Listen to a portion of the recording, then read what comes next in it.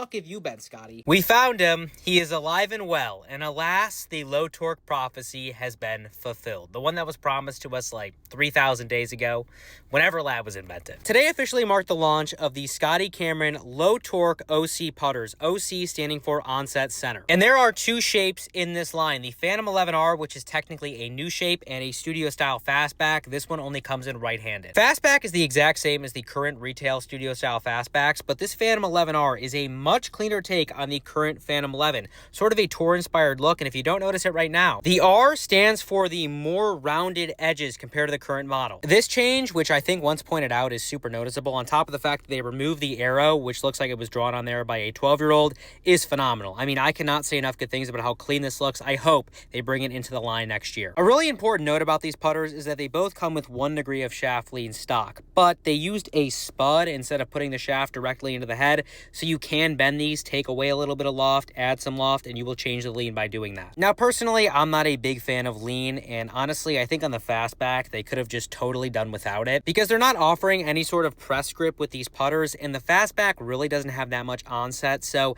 I get why they did the lean. I just don't like how it feels, and although you can bend them, I don't know, I just wish it wasn't their stock. Both models come with the Cameron chain link milling pattern, but with the Phantom, it is just milled into the stainless head, and then with the fastback, it actually has a carbon steel insert. And if you're wondering how it compares to the Oz 1i insert, I would describe this as very firm, almost slightly clicky. The Cameron is surprisingly soft for a stainless head, but obviously, it's just because of the fact that there's less face coming into contact with the golf ball. Interestingly, I kind of noticed that the Phantom had like a slight pinginess to the sound. It wasn't loud or anything, but I noticed it nonetheless. Carbon steel, to me, softer definitely than the stainless. It's kind of a mushy feel. It really is nice, and then a very muted sound. I wanted to hate the chain link milling. It's kind of sick. Another big thing is that these heads are actually 15 grams heavier than their non-OC counterparts, and the reason being, Scotty Cameron really has this philosophy that you need to be able to feel the head to be a really good putter. That's why he doesn't really make putters without toe hang. He doesn't like doing that, but obviously, they were not going to make these. They're going to sell really fucking well, so to give you some sense of feel,